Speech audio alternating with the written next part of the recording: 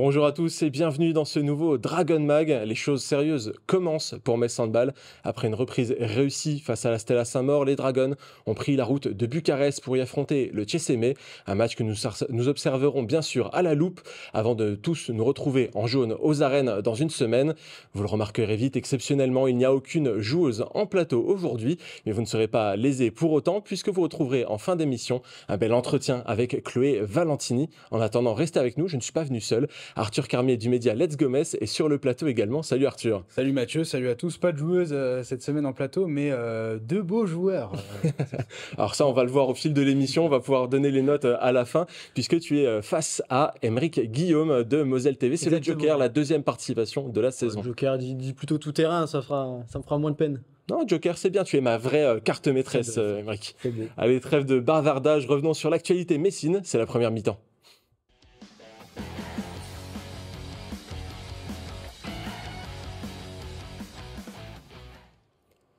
Et je vous propose de jeter un œil aux résultats de la 21e journée de Ligue Butagaz Énergie pour commencer cette partie d'émission. Plan de Cuc n'a pas fait de cadeau à l'ATH, plongeant la mauvaise série des Alsaciennes à 7 défaites de rang. La JDA Dijon s'est imposée de peu face à Saint-Amand. Chambray a gardé sa bonne dynamique face à Mérignac. Toulon a subi la loi du Brest-Bretagne Handball. Nantes a subi un nouveau revers face à Paris 92 dans la lutte à la 3e place. On va pouvoir en reparler prochainement. Le S Besançon a cartonné face à Nice. Et enfin, Metz Handball a réussi sa rentrée face à la Stella. Un match dont nous allons bien sûr reparler. Pour ce qui est de la journée 22, eh bien, un match a déjà été joué, celui de Brest sur le terrain de l'OGC Nice. Et malgré des blessures et des absences, les Bretonnes se sont imposées sans mal. Et vous le voyez au classement, eh bien, Brest reste invaincu avec un match d'avance. Ça creuse un tout petit peu l'écart, mais ne vous inquiétez pas. Il va encore y avoir des occasions pour les Dragons de resserrer les rangs. D'ailleurs, il faudra tenir la cadence. Le prochain match en championnat, ce sera tout simplement décisif pour la course au titre. Ce sera à la Brest Arena. On en reparlera bientôt. Paris 92, sur ce classement, a pris la place sur le podium temporaire derrière les Neptunes. Et Chambray reste à l'affût. C'est un petit peu tout ce qu'on peut dire sur cette course. Et puis, en bas de tableau, il y a Toulon, Strasbourg et Saint-Maur qui sont toujours dans les places un petit peu difficiles pour lutter la survie en Ligue Butagaz Énergie. Avant de parler de Metz Handball, eh bien, je voudrais qu'on dise justement un mot sur ce match entre Nantes et Paris 92. Arthur, nouvelle défaite pour Nantes qui est décidément sur une série un petit peu négative et ça coûte la 3e place du podium. Ouais, c'est quand même une sacrée demi-surprise, j'ai envie de dire, parce qu'on connaît la qualité de cette équipe de Paris, mais on aurait pu penser que Nantes à domicile aurait fait le travail pour assurer cette 3e place. Elles étaient quand même assez confortables il y a quelques semaines, les Neptunes, mais au gré d'une cette défaite à Metz Handball, il y a peut-être aussi un facteur psychologique avec l'élimination en Coupe de France qui a pu jouer. On avait évoqué une grosse déception pour Nantes il y a de ça quelques émissions. Je ne pensais pas que ça allait à ce point les gêner aux entournures. Elles ont un peu de mal à rebondir. Donc c'est un vrai gros coup que Paris a réalisé là. On voit la joie. On voit qu'elles ont joué ça comme une finale finalement. Le but de Méline Kandi, l'explosion de joie de Yacine Messaoudi, ça en dit long sur l'ambition qu'il y avait sur ce match. Ah bah c'est quasiment une finale pour la 3e place à voir avec les calendriers de fin de saison des deux équipes. Mais en tout cas, pour l'intérêt du championnat, c'est une belle chose. Il n'y a pas que pour la première place où ça se tape. Nous, on est intéressé par Metz Handball, bien évidemment, et le duel à distance avec Brest. Mais cette 3e place de championnat, qui peut être certes symbolique, est tout aussi, je pense, intéressante et excitante à suivre. La lutte aussi pour le maintien en bas de tableau, tu en as un peu parlé. La Stella Saint-Maur, ça devient compliqué et on constate qu'il y aura sans doute une vraie lutte entre Toulon et Strasbourg. Quand on se rappelle de ce que l'ATH avait fait face à Metz Handball avec ce magnifique événement, de voir cette équipe-là en difficulté qui doit lutter pour sa survie en LBE, ça prouve que le championnat est quand même vraiment dense et compétitif. Il est particulièrement dur d'y rester en LBE. Parfois, il y a un petit gap à franchir. Et ces équipes-là, en fait, finalement, dans le top 3 de la fin, on a envie de voir personne s'en aller, puisque ce sont des équipes qui essaient de se structurer et d'évoluer, mais ça va être une sacrée bataille. On va garder un œil dessus, mais on va revenir rapidement à nos moutons, Aymeric, puisque Metz Handball est revenu sur les terrains après la trêve. C'était face à la Stella Saint-Maur. Comment est-ce que ça s'est passé, cette affaire? On va dire qu'il y avait deux dynamiques bien distinctes entre les deux équipes et tout a été respecté. Metz Handball a fait une petite reprise en douceur. Même si voilà, dans le début de la rencontre, on l'a vu avec ce score un peu serré, 4 partout. 4 partout à la 8e minute. Ouais. Après 8 minutes de jeu, par contre derrière, voilà. Laissez-nous faire, on va vous montrer pourquoi on est à cette 2e place et on est on a fait partie de ces fortes têtes du championnat. Voilà, Sarah Bouktit, c'est 7 buts en première période. Derrière, tout s'est bien huilé, pas d'erreur particulière. Tu arrives à la mi-temps avec 22-7, quelque chose du style, et tu finis le match avec plus 18. Donc voilà, la logique a été respectée. Tu commences en douceur et c'est peut-être la meilleure des manières pour préparer ton sprint final. Justement, Metz Handball a géré sa deuxième mi-temps finalement après avoir creusé un très gros écart. La Stella n'a pas tenu très très longtemps dans cette affaire. Mais c'est le bon match de reprise, Arthur. Tout le monde a joué. Une nouvelle fois, Metz Handball a pu travailler un petit peu ses gammes pour reprendre les choses sérieuses du bon pied. Bien sûr, alors on a déjà vu des séquences dans la saison de Metz Handball, notamment au mois de janvier, on repartait très fort sur un match de très haut niveau, que ce soit des matchs de Ligue des Champions ou alors des matchs contre des concurrents directs au classement de ce top 4. Là, c'est bien, au sortir d'une trêve internationale, d'aller jouer contre la Stella Saint-Maur. Et ce qui est aussi bien, c'est que je pense dans la préparation de ce quart de finale de Ligue des Champions, Metz Handball n'a pas laissé de place au détail et a été sérieux, même si sur un début de match, Aymeric évoquait les 8 premières minutes. C'est peut-être un petit peu normal le temps que la machine se remette en route. Après, on constate avec ce qui s'est passé en première mi-temps que Metz Handball a vite fait la différence. Deuxième mi-temps, un petit peu du même acabit, même s'il y a ce côté gestion qui est normal, je pense. Et c'est aussi important de ne pas cramer tout le monde, de ne pas donner des 50 et des 60 minutes sur ce type de rencontre, de pouvoir compter sur son banc. Parce que ce banc, il va peut-être servir, il va y avoir des solutions qui vont sortir du chapeau de Manu Mayonade en Ligue des Champions, quand on aura besoin d'un tel type de profil dans telle phase de jeu à un moment bien précis. On l'a déjà vu en Coupe de France, quand Regarde n'a pas pu jouer parce qu'elle était pas au meilleur de sa forme, et où Emma Jacques s'est montré, et s'est montré de la plus belle manière. Il faut que ce banc de Metz Handball soit au diapason de ce qui se passe sur le terrain, c'est sûr. C'est ça, je pensais, c'est typiquement à Emma Jacques que je pensais quand je parlais de cette solution. C'est une joueuse qui a une qualité extrêmement forte, c'est son bras gauche, elle peut envoyer des ogives qui peuvent décontenancer une défense et déstabiliser un système de jeu défensif. Mais on peut aussi évoquer Jazz Chambertin dans un autre registre qui peut aller sur des missions défensives. Elle a déjà fait quelques-unes cette saison. Elle en a déjà fait quelques-unes, on en parlera en deuxième partie d'émission, mais s'il y a peut-être un plan anti-Néagou à faire, elle peut être dans le coin de Jazz Chambertin. Évidemment, Alina Grace-Sels, qui on espère se remettra un petit peu de son petit pépin qu'elle a eu à la cheville. Ça a l'air de bien se passer. Elle a pu disputer le TQO, elle a pu reprendre avec Metz Handball tranquillement. Je crois que sur ce match, elle fait un 4 sur 4. Ça va. Ça va. Ça a l'air d'aller pour notre Allemande, l'ancienne joueuse de Dortmund. Donc, je pense que c'est l'entrée en matière parfaite avant d'aller défier Bucarest là-bas. Alors, je vais annoncer un prochain échange pour Metz Handball. Ce sera au sein de la Brest Arena. Ce sera pour le championnat, en tout cas. Ce sera le 8 mai. Il se pourrait que nous vous proposions un Dragon Mag un petit peu spécial à cette occasion, mais chut, je n'ai rien dit pour le moment. Il s'agira en tout cas de la journée numéro 23 avant de disputer la journée 24 à domicile face à Chambray, puis la journée 22. Oui, des fois, face à Besançon, parfois le championnat se joue un petit peu dans le désordre. Quoi qu'il en soit, ça commence doucement à sentir la fin de saison, messieurs. Et ça sent aussi les matchs décisifs. Les 6 derniers matchs se joueront sur le mois de mai, donc il va falloir vraiment être au top de la forme, alors qu'on sort d'un mois d'avril qui était assez pauvre en match. Ça va aller très très très vite. En tout cas, sans transition, on va parler d'une autre actualité de Metz Handball. Si vous suivez assidûment Dragon Mag, vous en aviez déjà une bonne partie de l'information, suite aux déclarations d'Emmanuel Mayonade, qui était ici à ta place, Aymeric, et de la principale intéressée, Julie Blevec, qui était également à ta place. Julie Blevec va bien quitter Metz Handball en fin de saison. Elle porte le jaune et bleu depuis 2019 et elle va rejoindre les Louves de Saint-Amand. Arthur, qu'est-ce que tu penses de ce choix de poursuite de carrière pour Julie Blevec ? Je trouve ça super bien pour elle déjà d'avoir un club de LBE. À mon sens, c'est une joueuse qui a le niveau, elle a de la technique, c'est une bonne buteuse. Je pense qu'elle va s'épanouir dans un club où elle aura plus de temps de jeu. Et c'est peut-être pas anodin aussi que ce soit ce club de Saint-Amand. On connaît les bons rapports entre le club de Metz et de Saint-Amand, notamment le prêt de Mélanie Alter. Il y a des joueuses de Metz qui sont parties là-bas, comme Stelvia Pasquale cet été. Noémie Barthélémy est venue de Saint-Amand la saison dernière. Donc c'est sympathique de voir Julie Blevec dans ce nouveau club.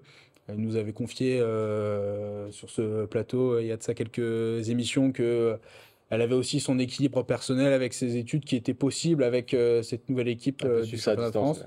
Donc, c'est que du positif pour elle. Et c'est bien pour Metz Handball, même si forcément c'est une joueuse qui part, de voir qu'on est capable de former des joueuses, même si sa formation remonte à quelques années, on est capable de former des joueuses qui vont performer dans le championnat de France. Et on parlait justement de cette fameuse lutte pour le maintien en bas de tableau. Eh bien, Saint-Amand a réussi à se décrocher de cette lutte-là. Alors, c'est pas sécure, hein, il faut encore assurer des matchs, mais c'est une équipe qui est tout doucement en train de se structurer pour aller jouer plus vers le milieu de tableau. Mélanie Alter nous en avait parlé d'ailleurs quand on avait fait un entretien il y a quelques semaines, qui va essayer de jouer plus le milieu de tableau dans les prochaines années. Donc, c'est aussi intéressant pour Jules Lévesque, même s'il n'a signé qu'une seule saison, de démarrer sa carrière hors Metz Handball avec un club qui va essayer d'aller jouer un peu plus haut.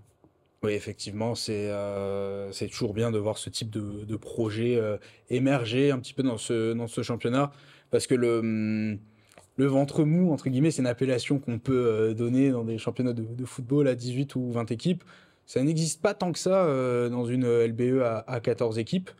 Donc, plus on gravit des places au classement, plus on se rapproche des places européennes. Quand on voit ce qu'est capable de faire Chambray, qui est quand même bien haut au classement, il y a un projet qui s'est structuré, avec une ancienne Messine aussi internationale, Manon Manouette notamment, bien sûr. Une équipe comme Dijon se structure pour essayer d'aller challenger des équipes potentiellement qualifiées en Europe. Besançon est un club historique qui aussi se restructure et remet le cœur à l'ouvrage pour essayer d'aller tendre vers cette partie moyenne haute du classement.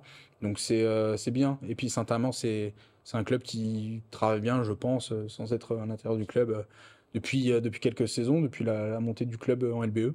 Donc c'est que du positif. Et tu parlais de la LBE à 14 clubs, on a déjà eu quelques bruits de couloir par moment de discussion autour d'une LBE à 12 clubs.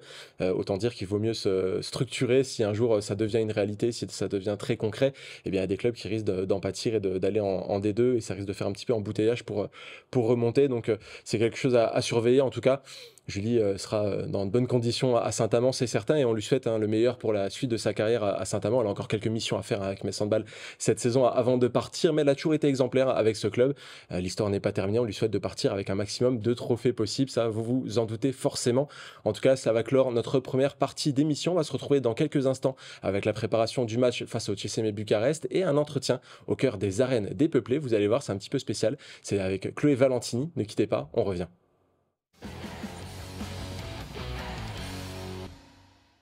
Et nous sommes de retour sur le plateau de Dragon Mag, toujours avec nos deux chroniqueurs du jour, Arthur Carmier et Aymeric Guillaume. Comme promis, il nous reste de belles choses à évoquer, à commencer par la préparation au quart de finale de Champions League. Ça y est, on y est pour de bon, c'est la deuxième mi-temps.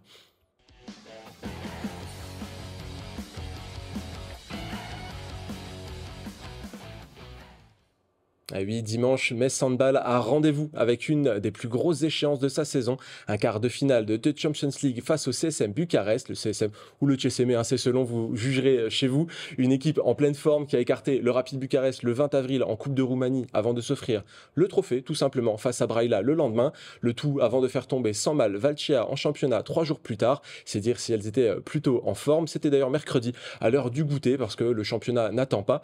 Cette équipe, nous en parlons beaucoup, mais est-ce que nous la connaissons bien? Aymeric, c'est ton moment, éclaire nos lanternes. Alors là, j'ai bossé dessus toute la nuit. Je vais t'apprendre des choses. À commencer, tu peux dire CSM Bucarest, CSM Bucarest, mais tu peux aussi parler des Tigresses. Et ça, Arthur, je te l'apprends peut-être, les Tigresses de ce CSM que l'on va affronter du coup pour la suite de la compétition. Eh bien, petit moment d'histoire. Ça fait un peu page Wikipédia, mais vous allez voir, ça va avoir son importance. On commence en 2007 avec la création du club. Puis à partir de 2011, première compétition européenne avec le HF Cup.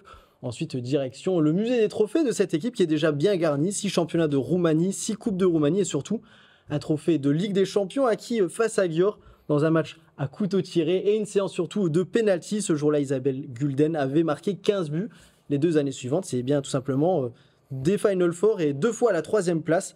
On découvre également des joueuses plutôt connues dans cette équipe avec notamment Camille Aiglon, Isabelle Gulden comme je viens de la citer, Nathalie Hagman ou encore Carmen Martin. On le voit, il y a du beau monde dans cette équipe et surtout un beau passif. Ouais. L'équipe n'a pas rejoué de Final Four depuis 2017, mais l'histoire européenne, elle est quand même plutôt solide pour une équipe d'ailleurs qui n'a même pas 20 ans, loin de là, née en 2007, c'est quand même récent. Eh bien, tu peux jouer un quart de finale, mais pas 9, pardon. Tu peux jouer 2 quarts de finale, mais pas 9 et 6. C'est bien le 9e quart de finale consécutif pour cette équipe. D'ailleurs, sur les 9, ce sera le 3e face à Metz Handball. Il y a un partout, balle au centre et... Petit cours de mathématiques, il y a un partout, c'est le 3e match. Il y aura donc forcément un avantage à l'issue de cette confrontation. on va pas vous spoiler, même si on a notre petite préférence là-dedans. Ouais. D'ailleurs, sur cette série de 9 quarts de finale consécutifs, il y a seulement Győr qui a réussi à en faire autant. Ça donne déjà un petit peu la température. Et on retrouve quelques pointures quand même dans cette équipe. Christina Nagu, je sais pas si ça vous parle, c'était à 35 ans. Pas trop. Pas trop, tu verras. Je pense Petit que jeune qui débute. c'est très peu. En plus, pas grand-chose, si ce n'est 88 buts en compétition cette année. Ce n'est pas rien, mais c'est surtout, vous le voyez à l'écran, 1117 buts en carrière. C'est donc une joueuse qui est dans un club très fermé avec Jovanka Radicevic, au-delà des 1100 unités là-dedans. C'est, vous le voyez, une joueuse, tu l'as bien cité, serial buteuse. Je pense que c'est le nom. Serial buteuse, parce qu'aller chercher les 1100 buts, il faut déjà être présent pendant quelques années. Dans d'autres sports, on est parti compter ceux qui ont été mis dans son jardin et à l'entraînement. Donc pour te dire qu'il y a une sacrée performance quand même. C'est vrai. Ce qui nous intéresse aussi, c'est de te donner un petit peu d'air, Aymeric. Mais avant ça, j'aimerais que tu me parles des joueuses françaises, parce que bon, c'est bien Neagu, tout ça, mais il y a des Français dans cette équipe. La magie du mercato permet de revoir des têtes un peu connues. Alors je vous ai cité ces joueurs célèbres qui sont passés par ce club, mais on a aussi ces joueuses françaises, Laura Glauser, Grace Zahadi ou encore Laura Flip. Je pense qu'elles vous disent toutes quelque chose, c'est sûr. Et on va surtout revenir sur ces joueuses qui sont internationales, championnes du monde, championnes olympiques. Elles sont aussi toutes passées par Metz Handball, vous l'avez compris, dont la dernière qui sera de retour très prochainement en Moselle. Ouais, effectivement. Alors il y a Laura Glauser qui n'est pas encore championne olympique, mais pourquoi pas dans quelques mois. Il avait dit qu'il je le lis dans ma balle de cristal. Petit spoiler, elle a eu malheureusement quelques pépins avant de jouer cette compétition-là. Elle n'avait pas pu être titrée, mais on lui souhaite dans un avenir très très très proche. Arthur, cette équipe, c'est costaud. On a parlé de Glauser, Zahadi, Flip, Neagu, mais il y a aussi Wilde Ingstad, Monika Koblińska ou encore la géante Krina Pintea. C'est une très belle armada qui va se présenter face à Metz. C'est vrai que, pour citer Pintea, la dernière nommée, lors du dernier quart de finale de Ligue des Champions de Metz Handball, on pointait le doigt sur l'intensité physique apportée par cette équipe du FTC Budapest. Là, je pense qu'on va être en plein dedans avec Pintea et dans tout le jeu qui va être déployé par le CSM. Mais comme tu le dis, c'est une armada extraordinaire. C'est peut-être un des plus gros épouvantails de cette Ligue des Champions. Le club est récent, mais il fait déjà partie de la très grande histoire de cette compétition. Très grande histoire, non pas en termes d'années, mais en termes de richesse, d'intensité, de très haut niveau de handball. Le CSM, c'est un club qui compte à l'échelle européenne. Et l'histoire entre Metz et le CSM, elle est quand même particulière. C'est le CSM, Manu Mayonnet le rappelle très souvent, c'est dire à quel point c'est spécial, qui avait privé Metz pour la première fois de son Final Four, de son premier Final Four en quart de finale. Et l'année d'après, en 2019, Metz prend sa revanche. C'est quand même un des adversaires comme ça, où il y a une rivalité, le mot est bien fort, elle est sportive peut-être cette rivalité, où il y a une intensité dans les confrontations. Avec le FTC, c'est pareil. Et on remarque, encore une fois, un an après, que même si Metz Handball a terminé premier de sa poule de Ligue des Champions, ça n'assure pas un quart de finale tranquille, parce que dans le top 8 européen, on peut affronter un ogre à tout moment. Quand on voit que dans une autre partie du tableau, il y a un quart de finale entre Győr et Vipers. C'est exceptionnel. Vipers, ça donne le ton tout de suite. Ce handball européen, cette Ligue des Champions est de plus en plus forte chaque année. Et ça va être un régal à suivre. Je suis incapable de te donner un favori, Mathieu. Le cœur a envie de dire Metz, mais la raison a envie de dire que c'est vraiment du 50-50. Tant cette équipe du CSM Bucuresti pour essayer de faire on va loin là. On l'avait pas encore dit. Pour essayer de faire la LV3 roumain. Tant cette équipe de Bucarest est exceptionnelle à bien des égards, même si elle a terminé plus loin que Metz Handball dans sa poule de Ligue des Champions. Donc ça va être... J'ai hâte, vraiment j'ai hâte. Tu parles de la poule de Ligue des Champions. En fait, le TSM a surtout peiné par rapport à ses déplacements où il y a eu quelques petites faiblesses, des défaites qui auraient peut-être pu être évitées à un moment donné et qui font que dans des poules qui sont extrêmement relevées cette saison, parce qu'on a beaucoup parlé de la poule de Metz Handball qui était exceptionnelle. L'autre aussi. L'autre poule, elle n'était pas simple non plus. Il y avait des sacrées équipes et des sacrés candidats de tous les côtés.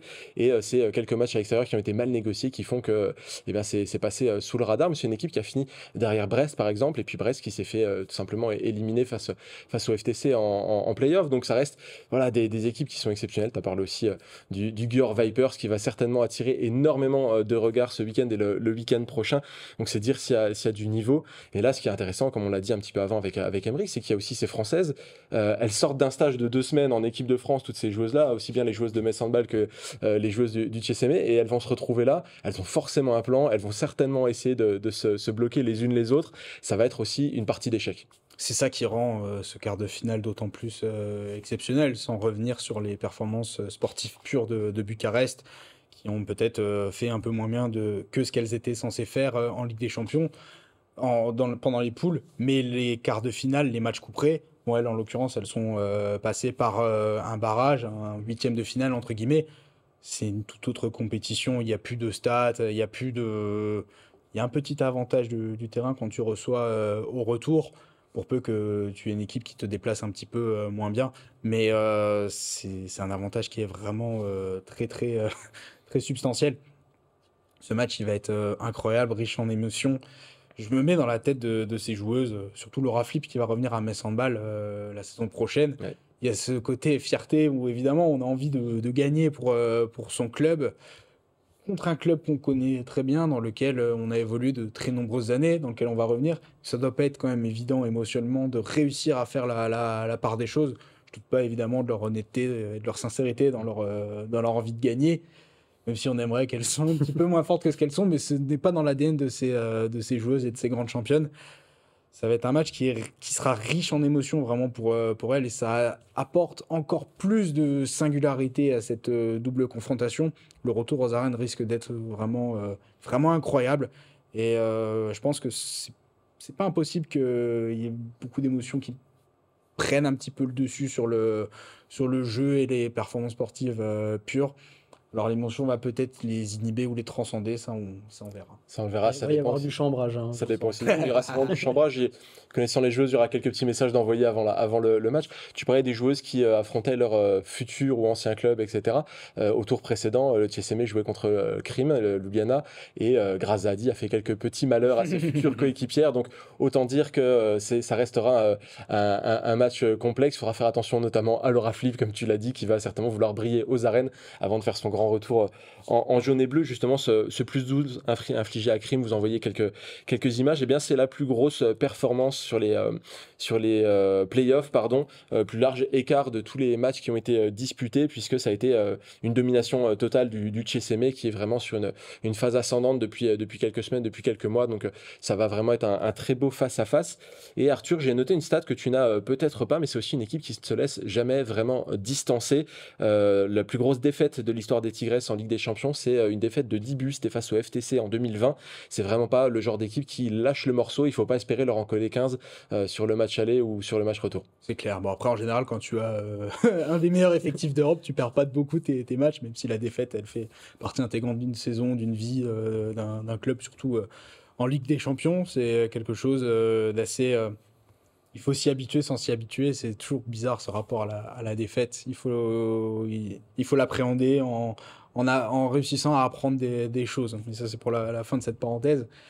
C'est, comme je le disais tout à l'heure, c'est un club qui compte parmi l'histoire de la Ligue des Champions. Et si on se souvient du quart de finale, le premier, entre le CSM et Metz, Metz avait remporté son quart de finale aller avec une petite marge. Pas 10 buts, hein, évidemment. Mais Bucarest avait réussi à faire la différence au retour en infligeant un gros écart à Metz Handball. Un petit peu comme ce qui s'est passé contre Krim, même si je pense que cette équipe de Metz Handball actuelle n'est pas comparable à l'équipe de Krim. Elle est bien plus avancée collectivement, à mon sens. Sinon, elle n'aurait pas terminé première de sa poule de Ligue des Champions. Donc, évidemment que ça va être serré. Et c'est pas impossible que ça se joue...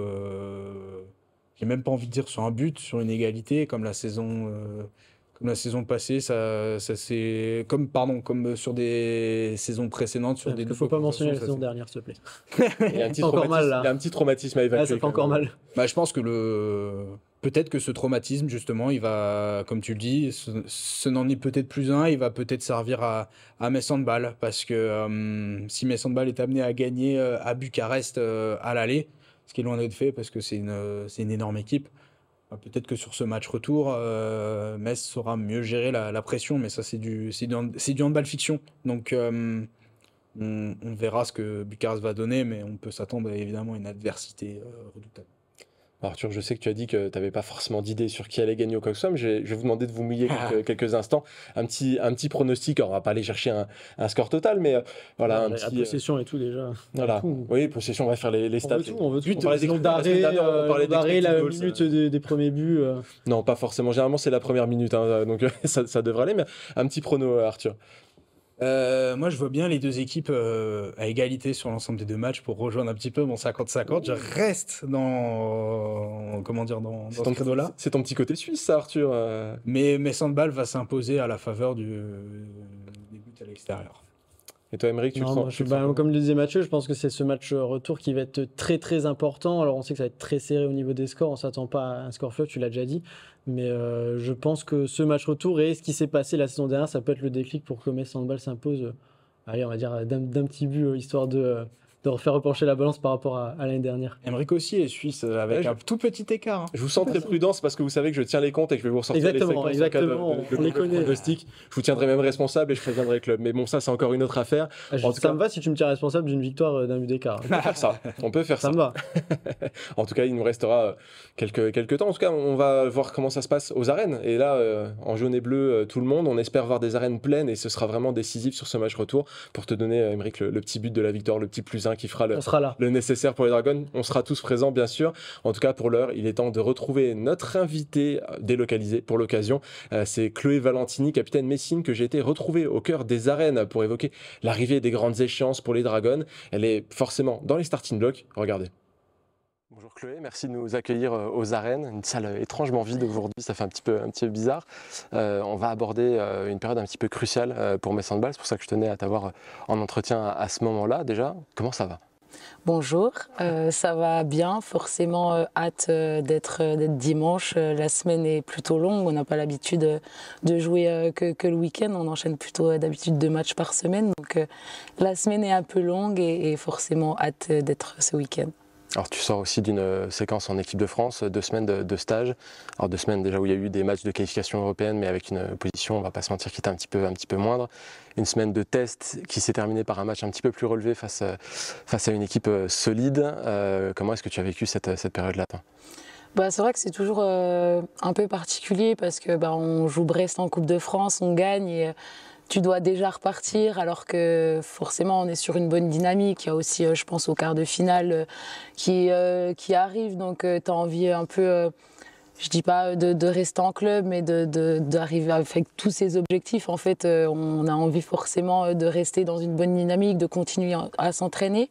Et on doit tout de suite switcher pour partir en stage. Forcément, la première semaine s'est super bien passée. On a eu 2 matchs de qualification qu'on a gagnés aisément.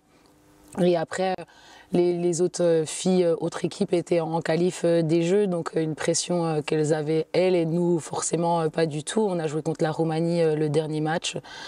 Un match assez, je dirais, un peu de teinte, un peu...